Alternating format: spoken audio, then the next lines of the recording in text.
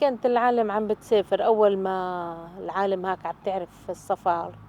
بس بوقت ديري بالي مسافر أخوتها كانت كتير كتير صعبة، حتى إمي كرتع وجاية هاك من القهر، وبتجي أهل الضيعة كلها بتودع اللي مسافر يعني، وكل الضيعة بتبكي، ويعني كتير شغلة صعبة.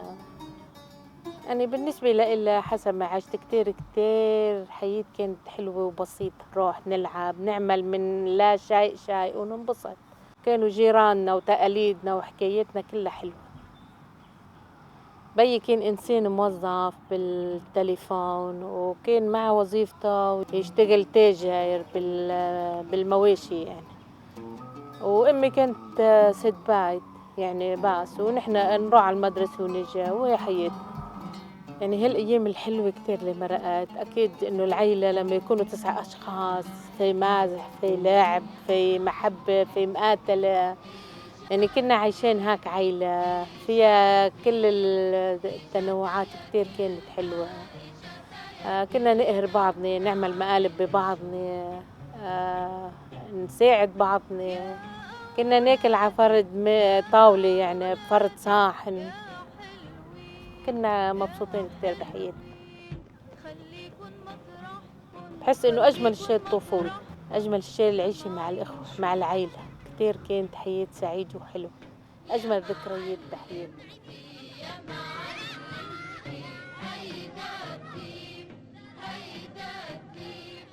أنا خلقت بال66، يعني عمي عمر بتحكي لي أمي إنه كنت أنا صغيرة هايك يعني، هايك بين السنتين 3 كان يقلي عصفورة التين قد مني كانت بيضة، وسافر بهذا الوقت أنا كنت صغيرة، وبيي راح لعنده زيارة، وبهالزيارة عملوا رحلة إلنا، وبعد شي 9 سنين إجت الموافقة، فقامت العيلة هون اللي كنا نحن 9، شي تجوز، شي إجا على أمريكا، فالأكبر مني تجوزوا، وهاد 3 الأصغر مني نعيم ويسار وعابد هن إجوا على أمريكا لعند عمي.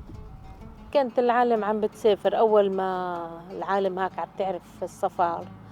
بس بوقت ديري بالي مسافر أخوتها كانت كتير كتير صعبة، حتى إمي كرتع وجاية هاك من القهر، وبتجي أهل الضيعة كلها بتودع اللي مسافر يعني، وكل الضيعة بتبكي، ويعني كتير شغلة صعبة. كانت وقت المواصلات كتير صعبة، ما كانش في تليفونات يعني، كان يمكن في بالضيعة تليفون، العالم مثلا تروح كلها تلفن يعيطوا له من الضيعة للواحد، أو إنه كان إذا واحد رايح من أمريكا على لبنان يبعتوا رسالة أو شريط هيك كاسيت مش بيقولوا له، سجلوا صوت مثلا خي عابد مرحبا يا أمي، كيفك يا أمي، كيف صحتك، يلا هلا خي محمد، يلا هلا هاك بالتدرج، وبيرجع يسار وبيرجع نعم وهاك، ونحن كنا نعمل لنا شريط ونرجع نبعث لهم اياه، ووينك ليوصل يعني، انه كانت الوقت كتير عرفت. وواحد مرات اذا ميت حدا ما يعرفش التاني، لا حدا يروح من امريكا على لبنان او من لبنان على امريكا. بال 2008 اجوا رقني، وكان هذه هي السنة اللي جينا فيها على امريكا. لما اجت هالموافقة وأنا حطيت براسي إنه بدنا نسافر، ولا يوم ما بكتش، ولا لحظة ما بكتش، ولا دقيقة ما بكتش. يعني كنت قاعد أنا وولادي وكمان هن يبكوا، ونعبط بعضنا نحن وتاتا وجيراننا ونبكي. إنه كتير كانت صعبة كتير كتير. يعني أنا من النوع الروتينية كتير، أنا بس أترك محل كتير شغلة صعبة علي. يعني أنا لما بحب مطرحة بحبها كتير كتير. يعني أنا بحب هذه الضيعة وهذا الحي وهاو الجيران وأهله، وبحب هالحياة هناك. يعني ما كانش فيني قادرة أتقبل إنه أنا أطلع، أنا حتى لضيعة تانية بلبنان ما بحبش فعلا. هلا إنه هو بيحتار الإنسان إنه نحنا منا نفعل، لأنه بلدنا شوي ضعيفة، مش مأمنت لنا شغلات كتير، بقى بروحتنا على أمريكا بنأمن معيشة أحلى، حياة أحلى، يمكن علم أحلى. يعني هذا اللي بخلينا إنه نترك اللي بنحبهم لنجي لحتى نأملكن هذا الشيء ببلد تاني. يعني أكتر شي بيتعذّب الواحد إنه بينقل من حياة لحياة ومن لغة للغة و ويعني كل شي جديد علينا، كل شي جديد، البيوت جديدة، الطرقات جديدة، الحياة حتى الطقس كان جديد، حتى الطقس قاسي غير ما عنا نحن، يعني كل شي، الشمس شكل، الهوا شكل، آه، كان كل شي صعب.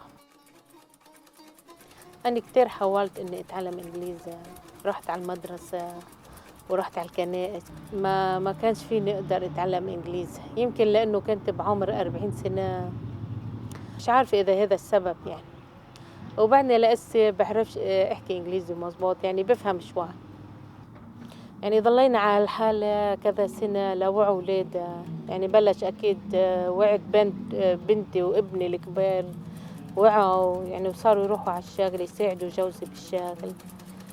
وبلش تفرق الحياة يعني شوي من هون شوي من هون وأني لما وعي ابني الصغير كمان صرت إنه فكر بدي أروح أشتغل و... ودبرت شغل وصرت أروح شوي أشتغل هون بهذا المطعم شوي بهذا المطعم شوي ومشي الحال الحمد لله. نحن هلي صار تقريبا يعني لليوم صار إلنا 12 سنة بأمريكا. اختلفت الحياة، تعودت، صرت أحب هذا المكان، يعني إنه وصلنا للنتيجة اللي كان نحن مسافرين عشان بحس العيلة اللي إلها استفادت، يعني ولادي استفادوا تعلموا كل شيء ونحن تيسرت أمورنا، بس إنه أنا بعدني بحن كتير للبنان، بحبه كتير، بحب جيراني، بحب الحي اللي أنا فيه كان، يعني بحس أني إنه أنا ها 12 سنة راحوا من عمري أنا، إني أنا عايشة بهذا البلد اللي أنا كتير بحبه.